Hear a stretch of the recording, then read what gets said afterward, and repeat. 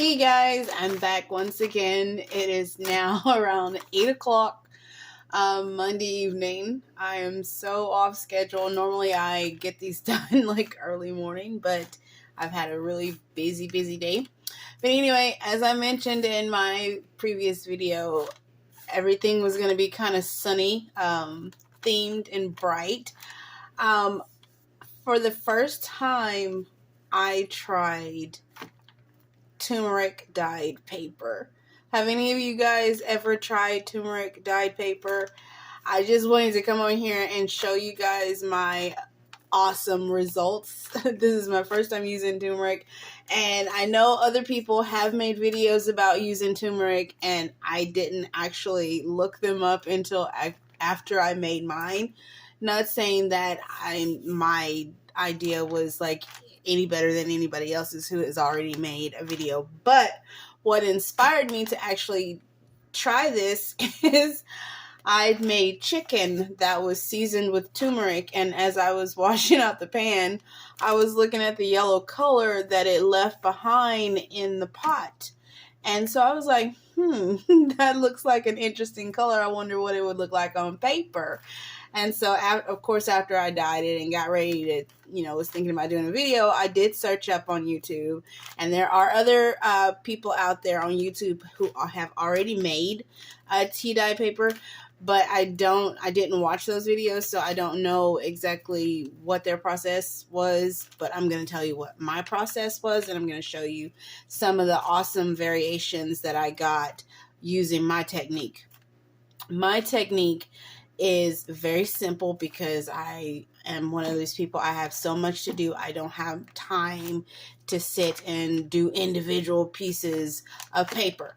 And I don't have time to lay it all out. I don't have the space to lay it all out. So my method that I use, it comes out nice and crispy. You can iron this, of course. This is a lot flatter than it was when I first made it because I clamped it down with some clips on the sides, and it did take the volume down a lot. But you could iron this, and you can put under wax paper and iron it out if you want yours flat. I don't really like mine flat. I kind of like it with these different waves and stuff in it. So the method that I use, I love the method. Anyway, what I do is I use like an industrial size, lipped baking pan, like for cookie sheet. It's got about an 1.5 to 2 inch lip, which holds in any moisture or like excess water. What I did with this is I took about a tablespoon or maybe a couple of teaspoons of turmeric powder. I just put it into a small saucepan of water, boiled it until, the water was then yellow. Of course, it still had some of the spice still on top because it doesn't 100% dissolve. And what you can see here is like the leavings of the actual granules of turmeric. And so this is one of the top sheets. But what I did is in my pan, it's big enough for me to space it out like this. So imagine just your regular flat white paper going into your pan.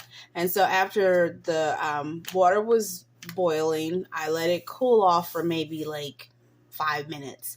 And then I just kind of poured it around on top and kind of just pushed my paper down to get it fully soaked. And then at different points, I would kind of just like flip through my paper so that the water got into different areas. And then after all of that was covered, I then flipped it over and kind of did the same thing. Then what I did was I actually cooked my paper. I cook it. So I had my oven at 350 degrees. Once I got all of, got it to where I was satisfied with the color, that I had got enough soaked in, I poured the excess off to where the paper itself was just wet. There was no excess, water or, mixture. So I poured as much that would come off without, actually wringing the paper. And then in these stacks, I put it on my bottom rack for, maybe it took about 30-45 minutes, maybe. But as it starts to dry, of course, the top sheets are going to dry faster. And like I said, I had my oven at 350 degrees. And then I kind of just, every so often, I'll go in there and I'll look into the oven. And if there's dry pieces on top, then I go ahead and separate those off and put those in a stack, loosely, to where they can, if they still need like a little bit of the moisture to evaporate, they can do that while they're, outside of the oven. But anyway, and then so basically you just get your paper, all until it's all dry, to your likeness. And you get these really cool variations like this. Now, like this one, like I said, I'm just going to kind of breeze through here and show you a little bit of like the differences. But with this one, you can tell that this was the top, because this actually has a bunch of texture from like I said, the actual granules of the turmeric. And it feels so cool. Like, I wish you could feel this. And it doesn't leave anything on my hands. It's not staining or anything like that. But it's got this really cool texture. So that was like a top piece. And it's saturated really well. But I'm not going to like show you each individual piece. But I just want to kind of give you an idea. And this is since it's like spring and summer, I thought this was like perfect, because this will go great. And oh, I love this one right here. See, now this would be one of the ones that would be kind of like toward the middle of the stack that I didn't like completely saturate. And you can see how it's got the highs and lows in there. Same with that one. Oh my God, so pretty. And then I'm going to show you some of them came out really, really grungy. And those were the ones that were at the bottom of the pan. The ones that were like closer to the bottom. And let me see if I can get down here. Oh, look at that. Just gorgeous. And even got like these nice little crispy edges. I don't know if you guys like if you don't like your paper like grungy, some of it, then maybe this is not a technique for you, but you could still definitely use this method without cooking it in the oven. If you have the space to spread it out, like on a nice, plastic tablecloth or something, if you got room to put out in the sun, then by all means do that. I live in a small apartment. I don't have the space or the time. But anyway, look at this. So grungy. That is such a grungy piece of paper. And a little bit of this one stuck to the pan, but I even still think that came out so gorgeous. When I put that into a journal, that is going to give that so much character. And I think there was a couple other ones that came out fairly grungy. There's one that's got some really nice grunginess to it. And let's see what else we got in here. That one. Look at this one, how orange and sunny that one looks. I love it. And there's another really grungy one. This one was one that was like at the bottom of the pan. Oh, just gorgeous. This would have been like toward the middle, that didn't get like a whole lot of the mixture on it, but I think those are great pages too. And let's see, there's some more that would have been like toward the middle, so you can definitely tell that they're on the lighter end. And I just wanted to show you some like regular tea dye paper as opposed to like this one. Now these are twin pages, you can see that they're like mirror images. So in my pile, when I did my my tea dye to these would have been sister papers, because you can see that they're complete opposites. But anyway, I wanted to show you that and show you that next to it, and see how that gives you such a great variation. This will be a nice fun way to mix up some of those boring, you know, more boring coffee dye papers that you have in your journals.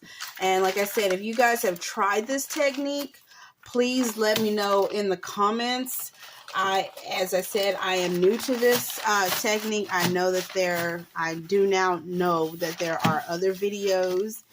So I'm not claiming this idea as my own, but I was inspired by some chicken that I cooked. But anyway, just wanted to get on here quickly to show you guys my results. And if you guys try the method that I tried and yours turns out great, let me know in the comments. If it doesn't turn out so great, let me know in the comments as well.